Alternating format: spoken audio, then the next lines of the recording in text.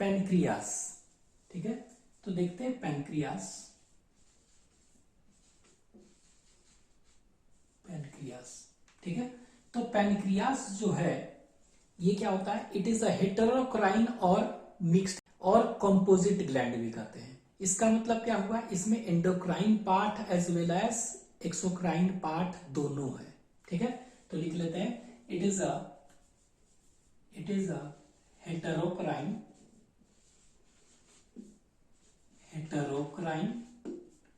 और मिक्स्ड, और इसी को क्या कहते हैं? कंपोजिट और ये क्या होता है? एक और कह सकते हैं सिंपल और कंपाउंड। ठीक है, तो अगर ब्रांच्ड नहीं है, अनब्रांच्ड है, तो इट इज सिंपल। अगर ब्रांचिंग है, काफी ब्रांच्ड है, तो इसको क्या कहेंगे? कंपाउंड। तो ये कैसा है? And it is a compound gland. ठीक है, तो याद रखेंगे ये कैसा ग्लैंड है, तो कह सकते हैं इट इज अ हेटेरोक्राइन, ये मिक्स्ड, और इसी को कंपोजिट कहते हैं। तो आपके एनसीईआरटी में कंपोजिट दिया हुआ है, it is a composite gland. ठीक है, और ये कंपाउंड ग्लैंड है, ये आपको याद रखना है। ठीक है, अब ये हेटेरोक्राइन और मिक्स ग्लैंड है ना। ठीक है, तो यानी इसके कितने कंपोनेंट है? यानी इसके दो पार्ट हो गए, एंडोक्राइन भी है और एक्सोक्राइन भी। तो ये देखिए इसके दो कंपोनेंट हो गए, ये देखिए दो कंपोनेंट बना दिए। कौन कौन से दो कंपोनेंट है? तो एक को कंपोनेंट को कह सकते हैं एक्सोक्राइन पार्ट। ठीक है, one is known as exocrine, तो यहां लिख दे रहे हैं एक्सोक्राइन पार्ट। ठीक है, और दूसरा क्या हो गया? Endocrine part. ठीक है, तो ये दो पार्ट इसके हो गए, एक्सोक्राइन और एंडोक्राइन, दोनों पार्ट इसमें होते हैं। अगर हम देखेंगे तो this endocrine part consist of only 1 to 2% of total pancreas tissue. ठीक है, टोटल पैनक्रियाटिक टिश्यू का 1 से 2% ही क्या होता है? एंडोक्राइन पार्ट होता है, जो कि हार्मोन सेक्रेट करेंगे। ठीक है, लेकिन 98 to 99% अगर हम देखेंगे पैनक्रियाटिक टिश्यू का, तो वो क्या का है? बना हुआ है एक्सोक्राइन पार्ट का बना हुआ है। ठीक है, and it will secrete what? It will secrete pancreatic juice. ठीक है, मींस पैनक्रियाटिक एंजाइम्स। ठीक है, ये करेगा। अब देखिए दो एक्सोक्राइन जो पार्ट है उसको हम क्या करते हैं? उसको हम कहते हैं एसिनर सेल्स कहते हैं। कौन सा सेल्स कहते हैं? Acinar cells. The exocrine part of pancreatic tissue is known as acinar cells, whereas उसी तरह जो एंडोक्राइन पार्ट है जो हार्मोन निकालेगा उसको क्या कहेंगे? That will be known as what? That is known as islet of Langerhans. तो इसको हम कहते हैं क्या? इसको कहते हैं इजलेट्स, ISLETS, इजलेट्स ऑफ लैंगरहैम्स कहते हैं। ठीक है, तो ये जो हार्मोन निकालने वाला सेल्स है जो कि एंडोक्राइन पार्ट है of pancreatic tissue of pancreas is known as islet of Langerhans, whereas the exocrine part is termed as what? Acinar cells. और ये एसिनर सेल्स क्या निकालेगा? तो ये सेक्रीट क्या करेगा? It will secrete pancreatic juice. तो ये पैनक्रियाटिक जूस निकालेगा जिसमें कि पैनक्रियाटिक एंजाइम्स होंगे, बाइकार्बोनेट होंगे। ठीक है, ये सब निकालेगा। पैनक्रियास में देखेंगे तो इजलेट ऑफ लैंगरहैम्स की संख्या क्या होता है? What is the total number of islet of Langerhans? तो इट इज अबाउट दिया हुआ 1 to 2 मिलियन। ठीक है, ये आपको याद रखना है, 1 से 2 मिलियन। तो ये आपके एनसीईआरटी में दिया हुआ है कि there are about 1 to 2 million of islet of Langerhans. ये भी दिया हुआ है, याद रखना है कि एंडोक्राइन पार्ट कितना होता है पैनक्रियाटिक टिश्यू का? 1 से 2%। ये भी दिया हुआ है कि 98 to 99% of pancreatic tissue is exocrine in nature. तो ये तीन चीज आपको ध्यान रखना है। अब ये इजलेट ऑफ लैंगरहैम्स जो देखेंगे ना, इसमें 4 तरह के सेल्स होते हैं। ठीक है, कितने तरह के सेल्स हैं? तो ये देखिए इसमें 4 तरह के सेल्स होते हैं। दिस इजलेट ऑफ लैंगरहैम्स, ये जो देख रहे हैं ये वाला, इसको बता रहे हैं कितने तरह के सेल्स है इसमें? 4 टाइप्स ऑफ सेल्स होते हैं। तो सेल्स देख रहे हैं तो 4 टाइप्स के होते हैं, ठीक है। कितने तरह के? 4 types of cells. Alpha cells, दूसरे को कहेंगे beta cells of islet of Langerhans, इसके बाद कहेंगे डेल्टा सेल्स, ऐसे भी लिख सकते हैं और ऐसे भी लिख सकते हैं, और एक को कहते हैं एफ सेल्स इस तरह, और इसी को आप पीपी सेल भी कहते हैं, पीपी सेल्स, ठीक है। तो देख रहे हैं, तो ये 4 तरह के सेल्स इसमें हम देख रहे हैं कि दिया हुआ है, होता है आपका किसमें? इजलेट ऑफ लैंगरहैम्स में। लेकिन दिया हुआ क्या? The 2 main types of cells of islet of Langerhans are कौन सा? Alpha cells and beta cells. NCERT में इन दोनों के बारे में बस दिया हुआ है, लेकिन है कितने? 4 तरह के सेल्स, ठीक है। तो ये याद रखेंगे। अब ये वाला जो अल्फा सेल्स है ना, अल्फा सेल्स ये क्या सेक्रीट करते हैं? तो ये सेक्रीट करता है, it secretes hormone known as glucagon, GLUCAGON। ये जो हार्मोन निकाल रहा है उसको क्या कहते हैं? ग्लूकागॉन निकालते हैं, ठीक है। तो it secretes hormone known as glucagon. ये जो हार्मोन निकालेगा बीटा सेल्स, इसको क्या कहेंगे? It is known as insulin, ठीक है। और देखिए यही दोनों हार्मोन क्या करता है? ब्लड के शुगर का मेंटेनेंस करता है, ठीक है। तो ये ग्लूकागॉन क्या करेगा? ब्लड के शुगर को, ब्लड के ग्लूकोज को बढ़ाएगा, इंसुलिन क्या करेगा? घटाएगा। कि ये भी सेक्रीट करता है हार्मोन, ये हार्मोन का नाम है सोमैटोस्टैटिन कहते हैं, सोमैटोस्टैटिन इसको कहते हैं। The hormone name is known as somatostatin, ठीक है। तो ये याद रखिएगा, इस हार्मोन का नाम क्या है? सोमैटोस्टैटिन। और ये जो हार्मोन निकालता है, ये पीपी सेल्स नाम ही से लग रहा है पीपी, तो पीपी मतलब क्या हुआ? पैनक्रियाटिक, नाम से लग रहा है, पैनक्रियाटिक पॉलीपेप्टाइड, देख रहे हैं पीपी से। तो ये जो सेक्रेट कर रहा है पैनक्रियाटिक पॉलीपेप्टाइड, ठीक है। तो ये आपको ध्यान रखना है कि ये 4 तरह के सेल्स होते हैं, और चारों तरह के सेल्स क्या सिक्रीट कर रहे हैं? दे सिक्रीट अ प्रोटीन और पेप्टाइड हार्मोन सब होते हैं, ग्लूकागॉन, इंसुलिन, सोमैटोस्टैटिन और पैनक्रियाटिक पॉलीपेप्टाइड, ठीक है। तो इन दोनों के बारे में हम क्या करेंगे? इन दोनों के बारे में पूरे डिटेल में हम पढ़ना है हमें, ग्लूकागॉन और इंसुलिन के बारे में, ठीक है। इनके बारे में हमें जानना है, ठीक है। ये एक चीज याद रखिए, ये 29 अमीनो एसिड्स के बने होते हैं। कितने अमीनो एसिड्स के हैं ये याद रखिएगा, 29 अमीनो एसिड्स के बने होते हैं। ये कितने अमीनो एसिड्स के हैं? तो ये देखेंगे 51 अमीनो एसिड्स के बने होते हैं, ठीक है। तो इनका नहीं याद रखना है, हालांकि अगर पूछेगा तो पैनक्रियाटिक पॉलीपेप्टाइड कितने अमीनो एसिड के होते हैं? 36 अमीनो एसिड्स के, ठीक है। ये तो इनके बारे में हम दोनों अभी हम डिटेल देखने जा रहे हैं, ठीक है। तो देखते हैं ग्लूकागॉन, ठीक है, और इधर देखते हैं, यहां पर हम देखेंगे किसके बारे में? इंसुलिन। इन दोनों के बारे में डिटेल में हम देखते हैं, ठीक है, ग्लूकागॉन और इंसुलिन। नेक्स्ट, ये ग्लूकागॉन मेनली कहां याद रखेंगे? ग्लूकागॉन जो है, ठीक है, तो इट एक्ट्स मेनली ऑन, लिख दे रहे हैं, it acts mainly on liver cell, ठीक है, और इसी को कहते हैं हिपैटोसाइट्स। तो ये हिपैटोसाइट्स और लीवर सेल पर मेनली एक्ट करते हैं, ठीक है। लेकिन इंसुलिन कहां पर एक्ट करेगा?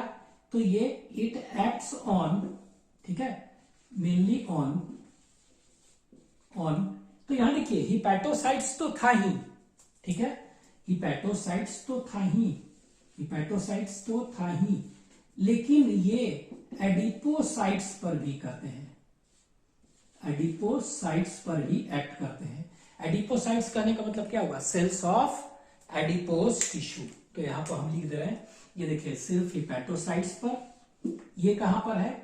हिपैटोसाइट्स एंड एडिपोसाइट्स, ठीक है। तो एडिपोसाइट्स कहने का मतलब क्या हुआ? हम कह सकते हैं सेल्स ऑफ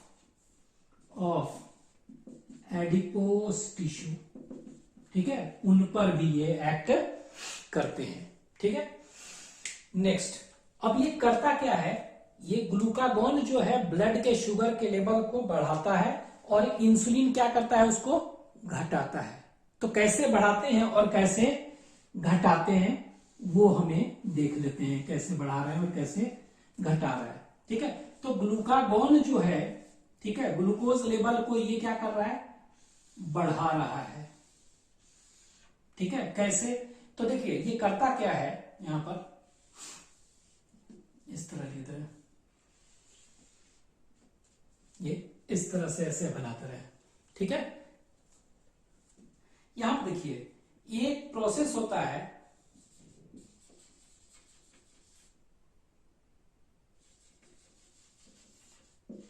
ग्लाइकोजिनोलाइसिस करते हैं। क्या कहते हैं इसको, glycogenolysis. What is glycogenolysis, glycogenolysis क्या है, तो नाम से लग रहा है, या देखिए ग्लाइकोजन है ना, नाम से क्या लग रहा है, ग्लाइकोजन, और ग्लाइकोजन का लाइसिस हो रहा है, मतलब ग्लाइकोजिनोलाइसिस। तो ग्लाइकोजिनोलाइसिस मतलब क्या होगा, आप यहां पर लिख दे रहे हैं यहां पर कि the process of conversion of water, the process of conversion of glycogen into glucose. तो ये करता क्या है, ठीक है, ये करता क्या है, ग्लूकागॉन जो है ना, जितने भी ग्लाइकोजन स्टोर्ड है कहां पर, लीवर में, उसको कन्वर्ट करके क्या में चेंज कर दे रहा है, उसको कन्वर्ट करके चेंज कर दे रहा है ग्लूकोज में। तो ग्लूकोज बढ़ गया ना, ठीक है, तो बढ़ गया। The process of conversion of glycogen into glucose, ठीक है, इज टर्म्ड एज क्या, ग्लाइकोजिनोलाइसिस, क्योंकि ग्लाइकोजन टूट रहा है ना ग्लूकोज में, तो ग्लाइकोजिनोलाइसिस। तो ये क्या करता है, ग्लूकागॉन स्टिमुलेट्स, याद रखना है, it stimulates which process, it stimulates glycogenolysis. ठीक है, तो ये ग्लाइकोजिनोलाइसिस को स्टिमुलेट करता है। ठीक है, नेक्स्ट दूसरा, तो क्या है इसको, और क्या करेगा स्टिमुलेट, और भी कुछ करता है, हाँ, तो याद रखना कि ये और भी करता है, कि इसको कहते हैं ग्लूको नियोजेनेसिस कहते हैं। इस प्रोसेस को क्या कहते हैं, ग्लूकोनियोजेनेसिस। तो व्हाट इज ग्लूकोनियोजेनेसिस, इसको कह सकते हैं कि कोई भी नॉन कार्बोहाइड्रेट सोर्स है, ठीक है, क्या है, कोई भी नॉन कार्बोहाइड्रेट सोर्स है, नॉन कार्बोहाइड्रेट अगर सोर्स है, ठीक है, उससे ग्लूकोज ये बनाता है। ठीक है, ग्लूकोज, ठीक है, सपोज करिए कि कोई भी नॉन कार्बोहाइड्रेट सोर्स है, तो नॉन कार्बोहाइड्रेट सोर्स क्या हो सकता है, प्रोटीन है, फैट, तो फैट टूटेगा क्या, फैटी एसिड ग्लिसरॉल में। ठीक है, तो हम कार्बोहाइड्रेट कोई भी खा ही नहीं रहे, कुछ 5-6-7 दिन से कार्बोहाइड्रेट का सोर्स कोई फूड खा ही नहीं रहे, तो इसका मतलब ये थोड़े है कि हमारे बॉडी में ग्लूकोज नहीं बन रहा है, बन रहा है।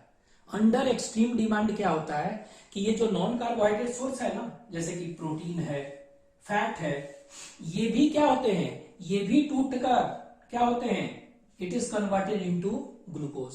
ठीक है, तो अंडर एक्सट्रीम डिमांड, ठीक है, non carbohydrate source like protein and fat is also converted into कहां पर, glucose in liver, and this process is termed as क्या, ग्लूकोनियोजेनेसिस। ठीक है, तो एक नया तरीका है, याद रखिए। ठीक है, तो ग्लूकोनियोजेनेसिस, तो देख रहे हैं ग्लूकोनियोजेनेसिस को स्टिमुलेट करता है, प्लस क्या करता है, ग्लाइकोजन को तोड़ता है ग्लूकोज में ना, तो इसको क्या कहते हैं, ग्लाइकोजिनोलाइसिस। तो ये दोनों प्रोसेस को ये स्टिमुलेट करता है, कौन, ग्लूकागॉन। ब्लड में ग्लूकोज है, अब this glucose is taken by cells, cells उसको क्या करते हैं, अपटेक करते हैं और यूटिलाइज करते हैं, यही करते हैं ना। तो यूटिलाइज कर रहे हैं, तो ब्लड में ग्लूकोज का लेवल क्या हो गया, घटेगा कि बढ़ेगा, घटेगा ना, क्योंकि यूज कर लिए हैं। लेकिन ये यूज करने नहीं देता है, मतलब ये क्या करता है, it reduces the cellular uptake and utilisation of glucose, ये रिड्यूस करता है। तो ब्लड में क्या हो गया, ब्लड से ले ही नहीं पाएगा, तो ब्लड में ग्लूकोज बढ़ जाएगा। तो यहां पर हम लिख सकते हैं कि इट रिड्यूसेस सेलुलर, ठीक है, सेलुलर किसका, ग्लूकोज का ना, cellular glucose uptake and utilisation. ठीक है, तो जो सेल्स जो ग्लूकोज को ले रहा था और यूटिलाइज कर रहा था, उसको ये क्या करता है, ये देखिए ये क्या कर रहा है, ये उसको रिड्यूस कर रहा है। तो cellular glucose uptake and utilisation को ये क्या कर रहा है, ये रिड्यूस कर रहा है। देखिए यहां लिख दिए हैं रिड्यूसेस, तो नीचे कर दिया ऐसे, रिड्यूस कर रहा है। तो ब्लड में क्या हो गया, ग्लूकोज बढ़ेगा ना, तो बढ़ जाएगा। तो इस दोनों प्रोसेस में, इन दोनों केस में क्या देख रहे हैं, कोई भी केस हो, इन्हीं के चलते क्या हो गया, ब्लड में जो ग्लूकोज लेवल है, चाहे ब्लड में आप शुगर लेवल कहिए, ये क्या हो रहा है, बढ़ रहा है। ठीक है, और इस कंडीशन को हम क्या कहते हैं, this condition is termed as क्या, this is known as hyperglycaemic condition और हाइपर ग्लाइसेमिया कहते हैं। ठीक है, तो ब्लड शुगर लेवल को ये क्या कर रहा है, एक तरह से बढ़ा रहा है, और this is known as hyperglycaemia, अगर शुगर बढ़ जाए तो।